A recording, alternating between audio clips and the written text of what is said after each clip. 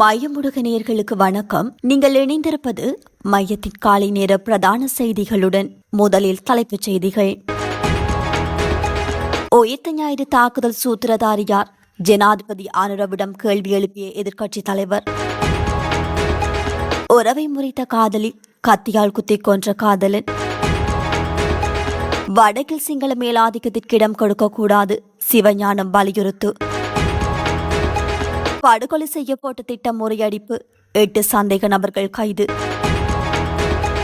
வேதிகளை மறித்து போராட்டம் நடத்தியதன் மூலம் ஜனாதிபதியாக வந்தவரே ரணில், சுமத்திரன் சாடல்.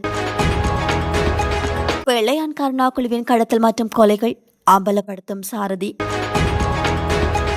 தமிழர் பகுதியில் பாடசாலை மாணவர் ஒருவர் தவறான முடிவெடுத்து உயிர் மாய்ப்பு. பரிசுத்த பாப்பரசர் பிரான்சிஸ் தமது 88வது வயதில் காலமானார். வத்திக்கான் திருச்சபை தெரிவிப்பு. தொடர்வன விரிவான செய்திகள்.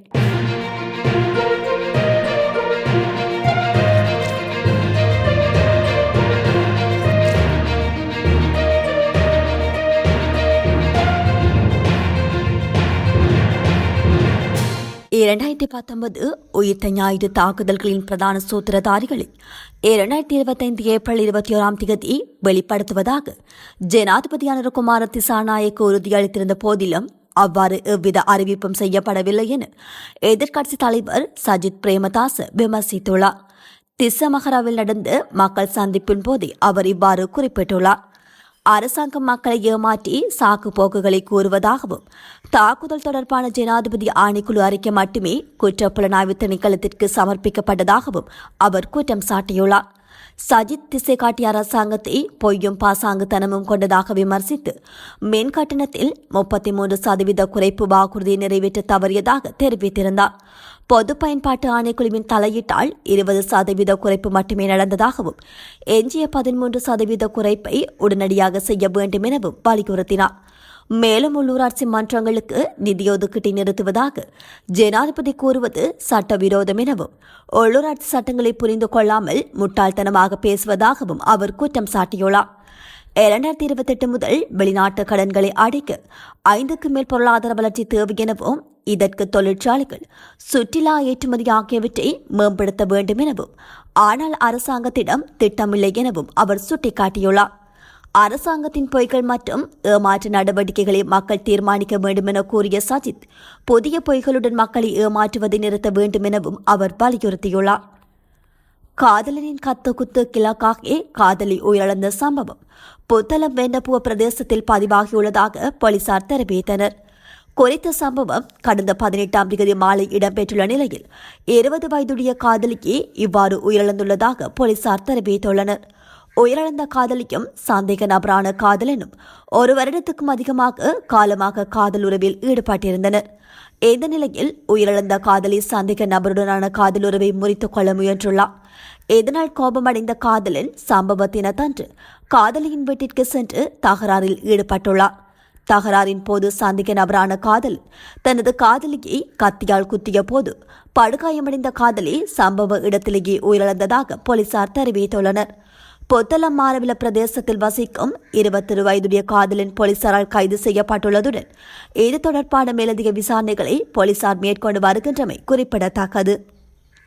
வடக்கில் காலூன்று நினைக்கும் தேசிய மக்கள் சக்தியின் சிங்கள மேலாதிக்கத்திற்கு மக்கள் மறுபடியும் அரசியல் ரீதியில் இடம் கொடுக்கக்கூடாது என இலங்கை தமிழரசு கட்சியின் பதில் தலைவர் CVK சிவஞானம் வலியுறுத்தியுள்ளார்.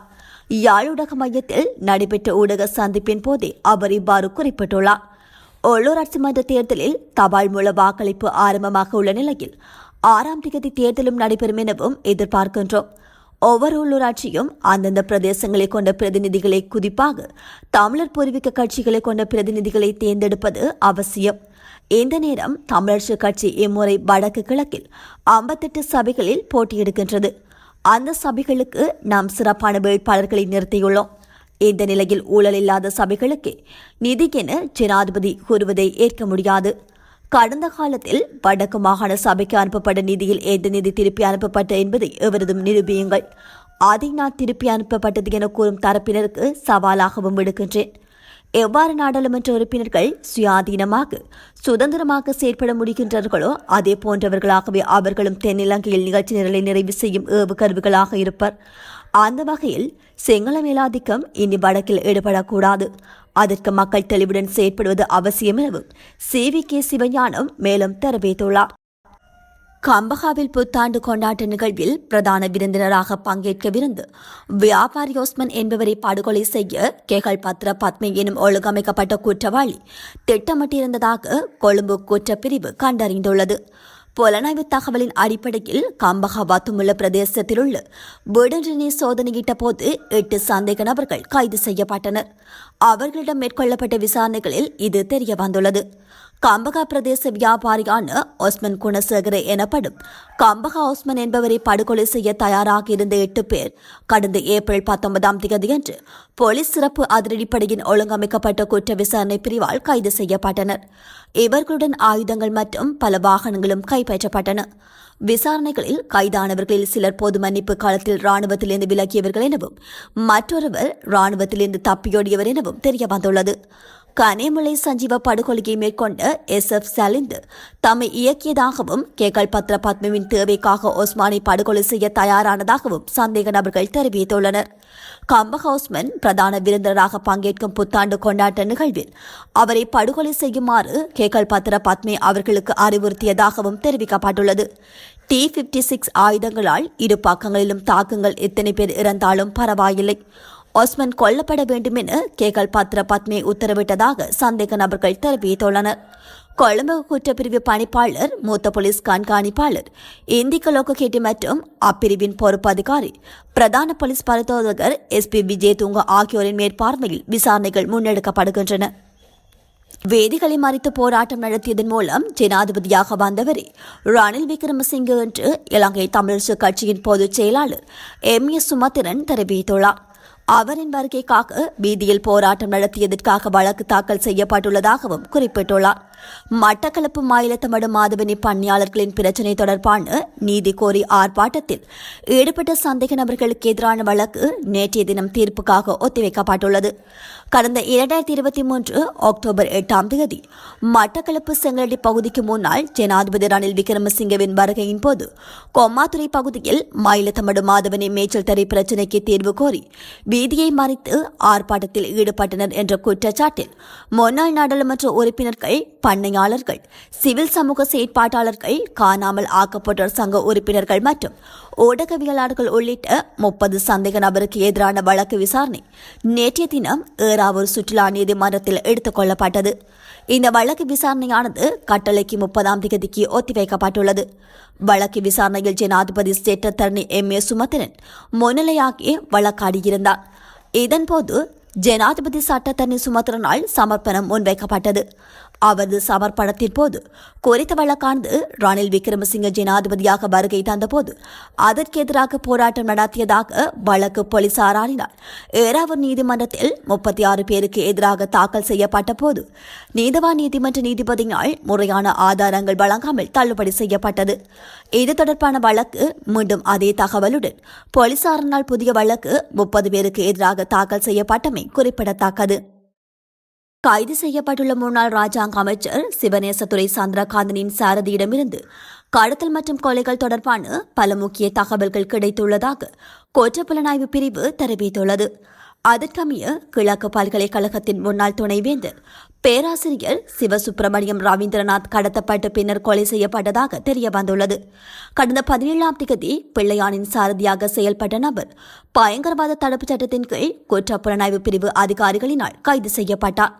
வாழைச்சேனியைச் சேர்ந்த 41 வயதான சாரதி தற்போது போலீஸ் தடுப்பு காவல் உத்தரவின் கீழ் தடுத்து வைக்கப்பட்டு விசாரிக்கப்பட்டு வருகின்றார். இந்த குற்றம் தொடர்பாக முன்னாள் ராஜாங்க அமைச்சர் சிவநேசதுரை சந்திரகாந்தன் எனப்படும் பிள்ளையான் கடந்த 8ஆம் தேதி மட்டக்களப்பில் குற்றப்புலனாய்வு பிரிவு அதிகாரிகளினால் கைது செய்யப்பட்டார். தடுப்பு காவல் உத்தரவின் கீழ் தடுத்து வைக்கப்பட்டுள்ள அவரையும் சாரதியையும் விசாரித்ததன் மூலம் பல முக்கிய தகவல்கள் தெரியவந்துள்ளதாக மூத்த போலீஸ் அதிகாரி ஒருவர் தெரிவித்துள்ளார். கடத்தப்பட்ட பேராசிரியர் கொலை செய்யப்பட்ட இடங்களை குற்றப்புலனாய்வு பிரிவு அதிகாரிகள் தற்பொழுது அடையாளம் கண்டுள்ளனர் எனவும் தெரிவிக்கப்பட்டுள்ளது. இந்த தகவலை மேலும் உறுதிப்படுத்திய பின்னர் நீதிமன்றத்திற்கு அறிக்கை சமர்ப்பிக்கப்படும் எனவும் சம்பவ இடத்தில் விசாரணைகள் நடாத்தப்படும் எனவும் குற்றப்புலனாய்வு பிரிவு தெரிவித்துள்ளது. பிள்ளையானும் கருணாவும் விடுதலை புலிகள் அமைப்பிலிருந்து பிரிந்த பின்னர் உருவாக்கப்பட்ட TMVP குழுவினர் இந்த கடத்தலில் ஈடுபட்டுள்ளனர். கருணா பிள்ளையான் தலைமையிலான குழுவின் செயற்பட்ட உறுப்பினர்கள் இவ்வாறான கடத்தல்களில் ஈடுபட்டுள்ளனர். அவ்வாறானவர்கள் சுதந்திரமாக ஆயுதங்களை பயன்படுத்துவதற்கான வாய்ப்பை பெற்றிருந்ததாக அதிகாரிகள் தெரிவித்துள்ளனர். 2006 ஆண்டு டிசம்பர் மாதம் 15ஆம் தேதி அன்று பேராசிரியர் சிவசுப்பிரமணியம் ரவீந்திரநாத் கொழும்பில் நடைபெற்ற ஒரு மாநாட்டில் கலந்து கொண்டு திரும்பிக் கொண்டிருந்த போது கடத்தப்பட்டார். இந்த கடத்தல் TMVPவின் வேலை என்று இப்போது கூறப்பட்டுள்ளது. இந்த கடத்தல் குறித்து ஆரம்பத்தில் முறையான விசாரணைகள் நடாத்தப்படவில்லை என்றாலும் சமகால அரசாங்கம் ஆட்சிக்கு வந்த பிறகு விசாரணை முறையாக மீண்டும் ஆரம்பிக்கப்பட்டது. இது தொடர்பாக முதலில் கைது செய்யப்பட்ட நபர் பிள்ளையான், பின்னர் அவரது சாரதி குற்றப்புலனாய்வு பிரிவினரால் கைது செய்யப்பட்டார். இந்த குற்றச்செயலில் வேறு ஒரு குழுவும் ஈடுபடுத்தப்பட்டுள்ளதாக தகவல்கள் வெளியாகியுள்ளது. எதிர்காலத்தில் அவர்களை கைது செய்வதற்கான விசாரணைகள் நடத்தப்படும் என்று குற்றப்புலனாய்வு பிரிவு மேலும் தெரிவித்துள்ளது. மன்னாரில் பெற்றோரால் கல்விக்காக விடுதியில் இணைக்கப்பட்ட மாணவியொருவர் தவறான முடிவெடுத்து உயிரிழந்துள்ளார். குறித்த சம்பவம் நேற்று முன்தினம் இடம்பெற்றுள்ளதாக முருங்கன் காவல்துறையினர் தெரிவித்துள்ளனர். மாந்தை மேற்கு பிரதேச செயலக பிரிவின் இலப்பை கடவையைச் சேர்ந்த மாணவியை இவ்வாறு உயிரிழந்துள்ளார். சம்பவம் தொடர்பில் மேலும் தெரிய வருகையில் மாந்தை மேற்கு பிரதேச செயலக பிரிவின் இலப்பை கடவையைச் சேர்ந்த இம்மாணவியை பெற்றோர் முருங்கனில் உயர்கல்விக்காக கன்னியர் குறுமட விடுதியில் நேற்று முன்தினம் இணைத்துள்ளனர். இந்த நிலையில் குறித்த மாணவி நேற்றிரவு தவறான முடிவெடுத்துள்ளதாக காவல்துறை விசாரணையில் தெரியவந்துள்ளது. இதனையடுத்து உயிரிழந்த மாணவியின் உடலம் மன்னார் மாவட்ட வைத்தியசாலைக்கு எடுத்துச் செல்லப்பட்டு பிரேத பரிசோதனையின் பின்னர் பெற்றோரிடம் ஒப்படைக்கப்பட்டுள்ளது. மேலும் இந்த சம்பவம் தொடர்பில் விசாரணைகளை முருங்கன் காவல்துறையினர் மேற்கொண்டு வருகின்றனர். பரிசுத்த பாப்பரசர் பிரான்சிஸ் தமது 88வது வயதில் காலமானதாக அறிவிக்கப்பட்டுள்ளது. காணொலி அறிக்கையொன்றினூடாக வத்திக்கான் உத்தியோகபூர்வமாக இதனை அறிவித்துள்ளது. சுகையின காரணமாக அண்மையில் வைத்தியசாலையில் அனுமதிக்கப்பட்டிருந்த பாப்பரசர் பிரான்சிஸ் குணமடைந்து வெளியேறிய நிலையில் ஓய்வில் இருந்தார். இந்த நிலையில் நேற்று அவர் காலமானதாக அறிவிக்கப்பட்டுள்ளது. லத்தீன் அமெரிக்காவைச் சேர்ந்த முதலாவது பாப்பரசரான அவர் 12 ஆண்டுகள் இறைச்சேவையில் இருந்தமை குறிப்பிடத்தக்கது. இத்துடன் மையத்தின் காலை நேர பிரதான செய்திகள் நிறைவு பெறுகின்றன. நன்றி.